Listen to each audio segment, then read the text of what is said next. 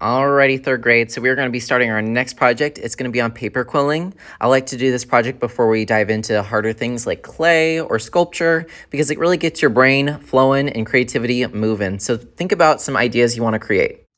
Alrighty, y'all. So we are going to be beginning a little unit on construction. So construction is what we always study before we go into things like sculpture and clay. I want you guys to really take it from 2D, which you've been doing like flat stuff and digital stuff, to making it more 3D. So I'm going to give you guys an opportunity to do some paper quilling. So most of you have probably never done paper quilling before. This can be a little bit tough, and as you can see, it can be a little bit messy too. Paper quilling is when you take something like a piece of paper and either like a pen or even a pencil, and you roll the piece of paper over it. You can fold it like origami. You can do it again. And when you take it out, it's still gonna be fold because it's paper, it bended. I'm gonna go ahead and do some crazy random stuff so you can get very experimental with this kind of thing. And then you have this really crazy shape. These are called organic shapes. Organic shapes are what we're gonna be working with for this. So you don't wanna do anything too straight. It's gonna be really frustrating. Like for instance, I did this little zigzag line, and I'm gonna tell you that was probably the hardest one. It tends to work better with these organic shapes. So I'm gonna put a little bit of glue down, actually a lot of bit of glue, but just enough where it gets really sticky. And then of course, stick it on. And then you have to be very patient and let this dry. So this is just my test for this. Yours is not gonna be on cardboard, but I wanted to make a little test so I could show you guys how it worked. Before we jump into that, we're gonna create some design sketches in our sketchbook. We're gonna be uploading them. That way you'll always have them. And then next time we're going to start the process of making this. We may have 1 day, we may have 2 days, we'll see. So for this next project, you are going to need glue. So keep that in mind. If you do not have liquid glue, that's something that you need to tell mom, tell dad, whoever, that you need to have by next time. Because we are gonna be using this and I won't have enough glue for everybody and I don't want you to be left out. You should have your sketchbooks. We're gonna open these, we're gonna design some ideas. If you could please turn to page 43 and then give me a thumbs up. All right, so this is where we were supposed to list and draw what our ideas were for this project. But as I was doing this project, I noticed that there wasn't a whole lot of room. So we are gonna put a big ol' X over page 43, and instead we're gonna do it on this blank page over here. So if you could please go ahead and X out 43 so you don't get confused, and then give me a thumbs up. We are gonna keep this question in mind though. How does art create a connection in different communities and cultures? So think about our artist that we are talking about. She used different symbols, different things that express her and her family and maybe what her perspective on life is. Every time you look at a piece of artwork, it's kind of like stepping into their shoes for a little bit and seeing the world the way that they see it. Over here, we're gonna come up with at least 3 different ideas. I want you guys to really brainstorm today. So what I want you to do is I just want you to do 2 horizontal lines that give you about 3 equal sections on this left page, and then give me a thumbs up. All right, so I'm going to move my sketchbook away for a moment, and you're gonna go ahead and get your Chromebook out. Give me a thumbs up once you have your Chromebook out.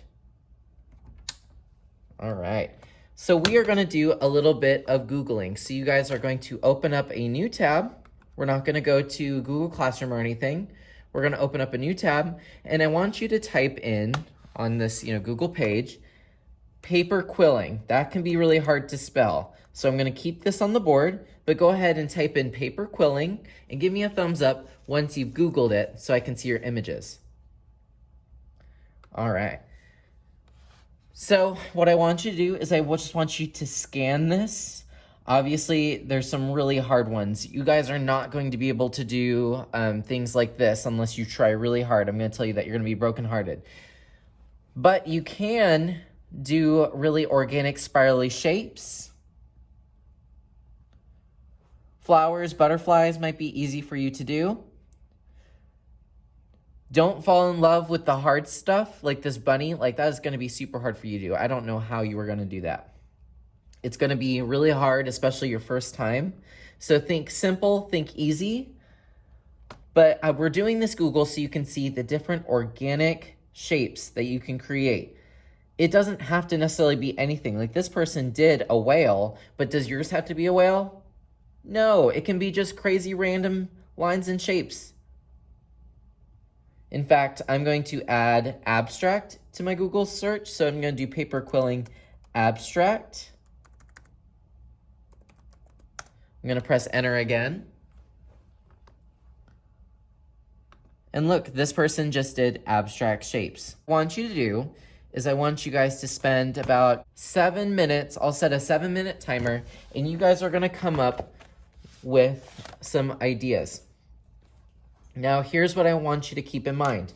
You guys are going to choose what color piece of paper you are going to use for this project. So when you draw your design out for next time, I want you to draw it using the color that you plan on using. Like if I was drawing this on a piece of paper, I would obviously do a pink line over here, green, blues, yellows, plan it out so that I will be prepared and have the colors that you need. I'm gonna go ahead and show you guys my sketches. So for right now, if you could please close your Chromebook and just watch me. I'm gonna do a time lapse and then explain my ideas to you.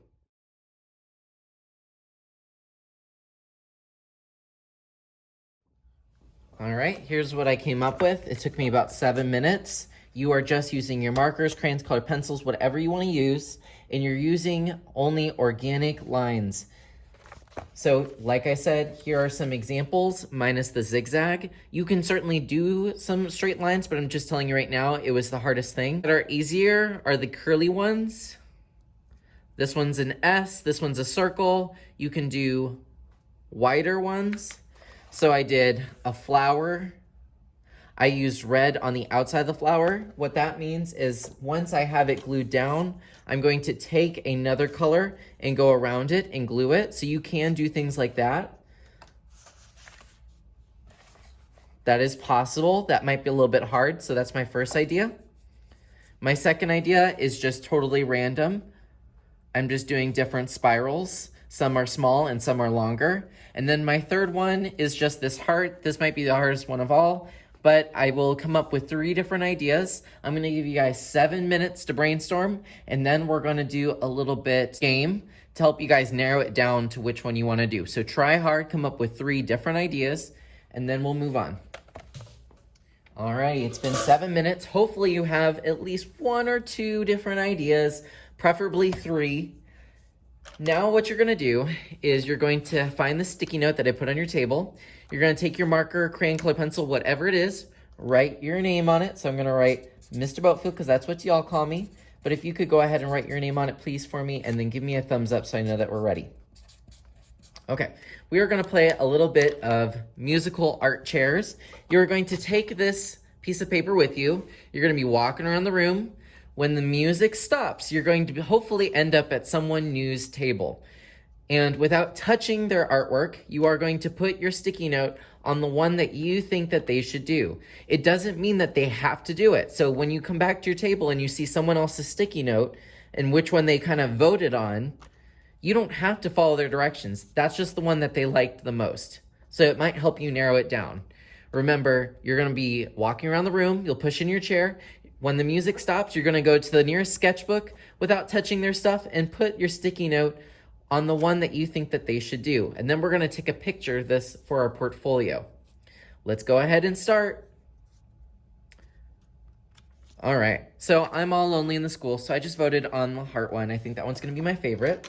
Let's go ahead and get our portfolio out. So remember, there's 2 ways that you can find your portfolio. You can swipe up. I have to swipe up twice for some reason. Type in art, A-R-T, portfolio, and you can find your portfolio that way. Or you can go to Google Classroom, go to Art at Home 3rd grade. If you look under classwork now, I try to make it a little bit easier for you. Your portfolio is at the top and then your assignments are below. Go ahead and find your portfolio either by swiping up and typing it, or go ahead and find it using your classwork, but give me a thumbs up once you're there. All right, guys, look how far, we're almost at the end. You're gonna go to slide 29. So 29 is the slide that we're gonna take a picture of our sketchbook with. If you could go to slide 29 and then give me a thumbs up. All right, I think you guys know what to do. You're gonna press Insert, Image, Camera, and let's take a picture of whatever you have so far. Once you have the image, make sure it's selected, press Insert, and you have it there. I wanna see the sticky note and a picture of your sketches on slide 29. If you finish this, remember one thing you can do is change the background. I guess I'm feeling lovey-dovey today, so maybe if like you did hearts like me, I can type in hearts, and that can be my background. If you want, it doesn't have to be. Maybe I want some paper quilling as my background, so I can type in paper quilling. Press Insert, click, done. And now paper quilling is my background. If that does not appeal to you, you can also just change the color, but I would like you to change your slide in at least one way so that it's not boring. So I just changed the color there. But go ahead, I'll give you maybe 2 minutes or so, get your image in, and then get something done with the background so that it's pretty, and then we'll move on to our next steps. Okay, so that went by fast today. Here are your options for today. If you would like to continue brainstorming, fine. Or you can decorate your sketchbook, fine. Or today, I would love it if you guys could try the iPads. I'm trying to introduce these again. As long as they are sanitized, we are allowed to use them, which is good. You just press the home button twice. And if you swipe past the first menu, you should find some different games for you to play. There's not many, but this could be something that could take up your free time. You could also decorate your portfolio a little bit more. If you'd like to use auto draw, or maybe you want to go look at a previous assignment or go back to the digital art day and try out some of those different digital programs that we used, totally fine. Those are your options for today. Remember, your homework is you need to have a bottle of glue, glue. You need to have this, otherwise, how are you supposed to get your artwork done? Have a wonderful day.